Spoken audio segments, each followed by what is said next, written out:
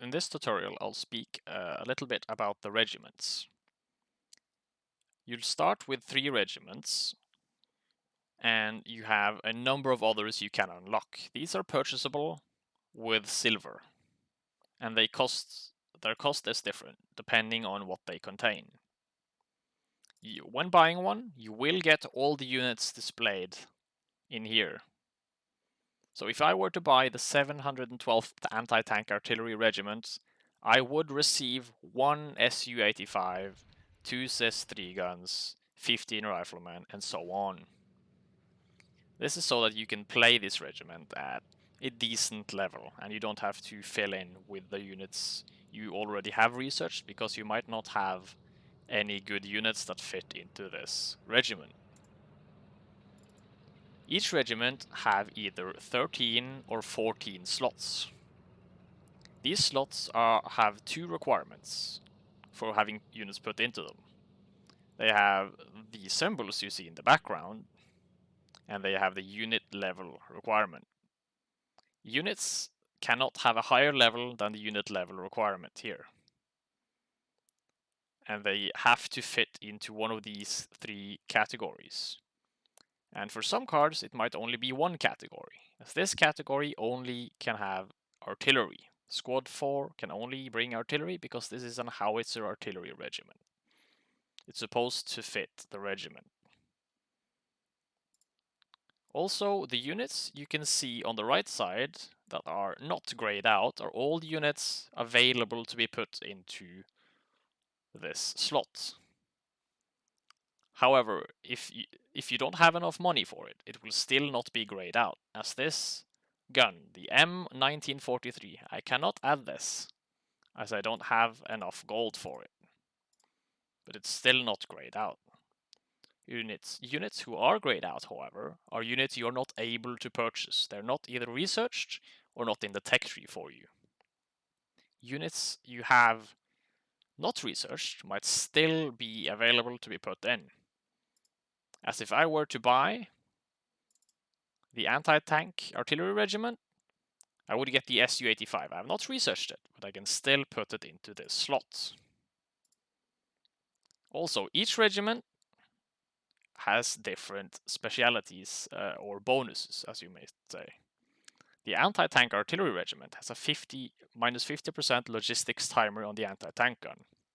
So if you summon an anti-tank gun on the battlefield, the timer between each time you can summon something is reduced by 50% for that unit. Also, the battle rank modifier is the cost of putting a unit into a slot. You can see the costs next to the unit name. If I were to put this gun into here, you can see that the number above, where it said 0 out of 200, has increased. 200 is your max limit, and the number on the left is the current value. You cannot enter a regiment with 60% or less of the total value into battle. Under modifiers, on the bottom left, you can see there's a plus 100% battle rank modifier. Battle rank modifier only applies when selecting units for your echelons to put in the regiment.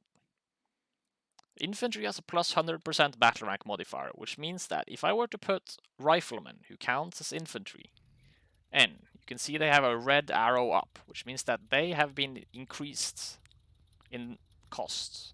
This unit would cost less if I were to put it into another regiment who did not have this penalty. But in this regiment, it costs more. We can compare it to an infantry regiment's cost, where the same unit, to put the riflemen in, it would cost 3 instead of 6. So you can bring more of them in total. Still, you have to obey the max limit of the slot, which is 20 in this case. One thing I've not mentioned yet is the echelons and how they work in battle. When entering a battle, you'll start with only echelon 1 available, which means that all the units you will need for the early game have to be available in echelon 1. As the game progresses, you'll slowly unlock echelon 2, And then after some more time has passed, you'll unlock Echelon 3. The Echelons typically have stronger and stronger units, but some regiments are able to field higher tier units in different echelons.